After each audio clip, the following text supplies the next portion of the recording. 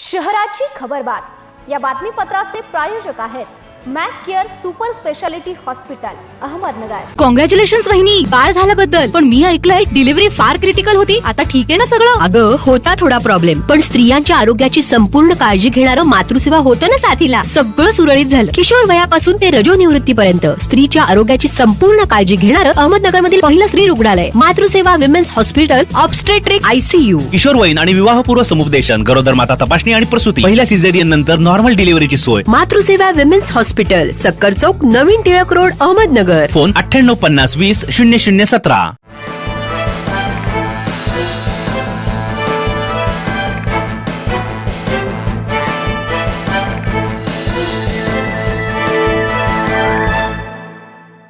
प्रेक्षको नमस्कार, मी दिशा न्यूज 24 सह्याद्रीमध्ये तुमचं स्वागत। पाहूया अहिल्यानगर शहरातील महत्त्वपूर्ण बातम्यांचा आढावा शहराची खबरबातमध्ये।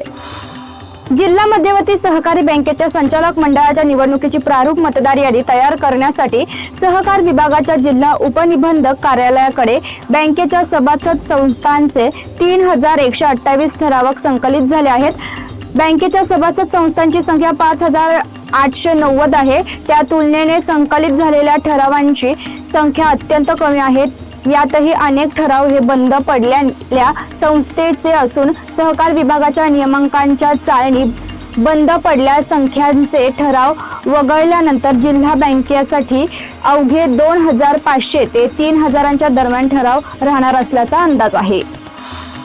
दिल्लीमध्ये सुरू असलेल्या विद्यार्थ्यांच्या आंदोलनाला पाठिंबा देत व केंद्रीय शिक्षण मंत्री धर्मेंद्र प्रधान यांनी राजीनामा द्यावा या मागणीसाठी ज्येष्ठ समाजसेवक अण्णा हजारे यांनी गुरुवारी अहिल्यानगर शहरातील वाडिया पार्क जिल्हा क्रीडा संकुलाच्या आवारातील महात्मा गांधी यांच्या पुतळ्याजवळ मौन आंदोलन केले। या परिसराला जंतर मंतर मैदान असले प्रतीकात्मक नाव देऊन या ठिकाणी हजारे यांच्या विद्यार्थी, विविध संघटनांचे पदाधिकारी व कार्यकर्ते मोठ्या संख्येने उपस्थित झाले होते।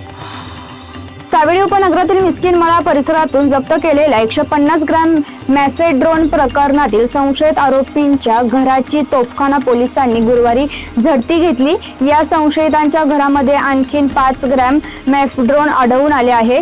ते पोलिसांनी पंचनामा करून जप्त केले आहे। दरम्यान या गुन्ह्यातील मुख्य संशयित जमीर शेख व त्याचा साथीदार अद्याप फरार आहे।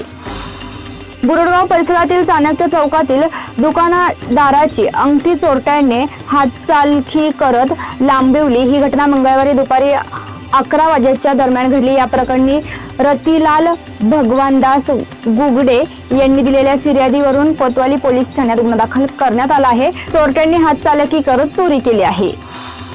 जिल्हा परिषदच्या कृषी विभागामार्फत दरवर्षीप्रमाणे शेतकऱ्यांना अनुदानावर कडबा कुट्टी, स्लरी फिल्टर व फवारणीसाठी ड्रोन दिले जाणार आहेत। यंदाची अर्ज प्रक्रिया सुरू झाली असून या अर्जांमधून लॉटरी पद्धतीने हा लाभ दिला जाणार असल्याची माहिती कृषी विभागाकडून देण्यात आली आहे।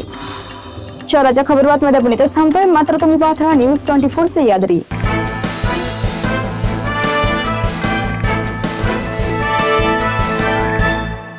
शहराची खबरबात या बातमीपत्राचे प्रायोजक होते Mac care super speciality hospital Ahmednagar.